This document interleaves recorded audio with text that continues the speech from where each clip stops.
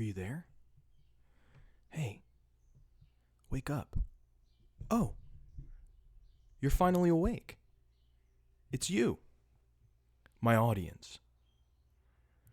Welcome to public speaking. My name's Tim. I'm going to be your instructor for this online public speaking course. I hope you're excited about this, like I am. And I wanted us to start talking right away about the nature of online public speaking through a very important concept called audience. Come on, we all know what audience is, right? Audience are the people that you're speaking to. And that doesn't seem that complicated of a concept. Most of the time when people imagine public speaking, what they imagine is an audience of people in a room, and they stand up and they speak to them. And most of the time people imagine that, they get really nervous. So maybe you're thinking, hey, I'm going to take online public speaking, and I'm going to avoid all of that. I won't have to even stand in front of anybody. Well, I'm sorry to inform you that you have not avoided anything at all. All of the same questions and problems about audience are with us here in the online format. In fact, they're even clearer than they would be in a room. Audiences are not just random groups of people. You're an audience for this, not just because you're in this class, but because I am creating you as an audience for this speech. And every time we speak, we, the speakers, create an audience. Audience is, in the first instance, a construction of the speaker. Well, what do I mean by that? Let's first think about what an audience might be online. Who's going to see this video? Well, it might be behind some kind of paywall, or it might not be. That might be one kind of consideration, who literally has access to this digital file. But after that, I don't know who would potentially see this video. I don't necessarily even know who you are as an individual or a person. I can't see you. I can't make some assumptions about you on the basis of how you look or how you dress or how old you are. So given that I don't have any of those assumptions to go on, what does it mean for me to say I need to know my audience? We often kind of default when we're in a live speaking situation to a lot of bad habits about how we think about audience. We say, oh, okay, well, we'll kind of go on the basis of how I think these people might think. I'll go on the basis of the fact that I'm talking to young people, or I'm going to go on the basis of the fact that I'm talking to people who kind of look like me, or whatever else. We basically go off of stereotypes. When we're speaking in an online context, we're not able to do that so easily. So what it means to know your audience is much more principled, much more serious question about knowing what kind of audience you want to construct in your speech. So what do we mean by this? How do we construct an audience? Every time we speak, we're doing a number of things that construct our audience. Even without any theoretical idea of audience, we're always doing this. One of the first assumptions that we make is, hey, what I'm saying to you is valuable to me and to you. So I assume I construct my audience around this idea of care. They care about something. The second one is understanding. I assume that my audience understands what I'm saying. And if they don't, then I need to explain it.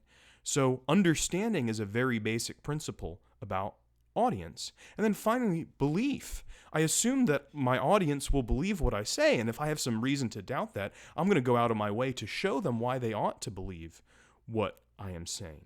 So care, understanding, and belief. C-U-B, cub.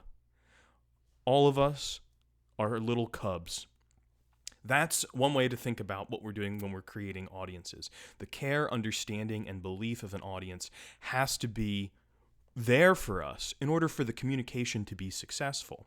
And I need to work pretty hard to make sure that what I'm saying is worthwhile, that I've given people the appropriate amount of information and context in order to understand what I'm saying, and that I'm trying to be persuasive about the claims that I'm making about the world and about values that we have. That leads to another element of how we construct our audiences. Our audiences are not just receptacles of information. Our audiences have values about the world, principles that orient us towards how we should act and how we shouldn't act, how we should live, how other people should live. Everyone has sets of values that inform what we care about, how we understand the world, and what we believe about the world. So when we are constructing our audience, we're also trying to tap into and animate the values that people may have that would bring them caring, understanding, and belief into our speech. And finally, we might also understand our audience as having a certain kind of relationship to us, the speaker, and to the topic as well. So we sometimes call this relationship, which is a three-part relationship of the speaker, the topic, and the audience, the rhetorical stance. I'm just going to use this little symbol with my hands sometimes in my lectures to you to represent this idea. The speaker and the audience and the topic all have to be related in some important ways. If somebody is speaking about a topic they really care about, but they don't care about the audience's relationship to that topic, that is a failure. That's the failure of the lecturer, the pedant, someone who says, open your books to page 49 of Sumerian architecture, and just goes off. Why should I care about Sumerian architecture? You have to explain it to me in some way that shows me why this is valuable, okay? It might be not totally successful, but you actually have to at least make an effort in that direction. What if someone doesn't care about the relationship of the speaker to the topic? Someone who's willing to kind of say anything to get on the good side of the audience. We might call this the failure of the politician.